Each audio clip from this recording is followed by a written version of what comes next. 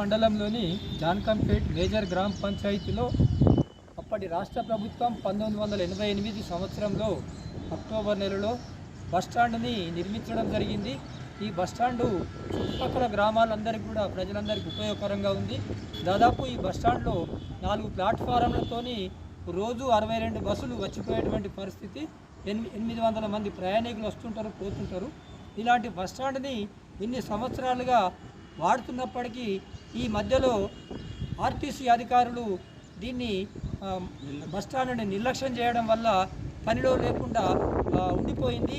దీన్ని పునరుద్ధరించాలని చెప్పేసి మేము జాన్కంపేట్ గ్రామం తరఫున, సొసైటీ తరఫున, గ్రామ పెద్దల తరఫున మేము ఆర్టీసీ అధికారులకు 2022 సంవత్సరం డిసెంబర్లో ఆర్ఎం గారికి, అట్లాగే డిఎం గారికి, అదేవిధంగా ఆర్టీసీ రాష్ట్ర చైర్మన్ బాజిరెడ్డి గోవర్ధన్ గారికి మెమోరాండమ్స్ ఇచ్చి మాట్లాడడం జరిగింది. దాని ఫలితంగా బస్టాండ్లోకి పోయిన సంవత్సరం ఏప్రిల్ 9వ తేదీ నుండి బస్సులు రావడం జరిగింది.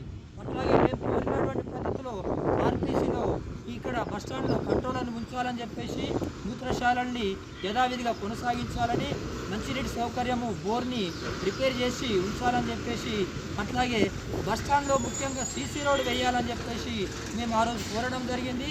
సంవత్సరం గడిచిపోయినప్పటికీ కూడా ఇంతవరకు ఈ బస్టాండ్లో సీసీ రోడ్ వేయకపోవడం వల్ల ఈరోజు దుస్థితి ఏర్పడ్డది.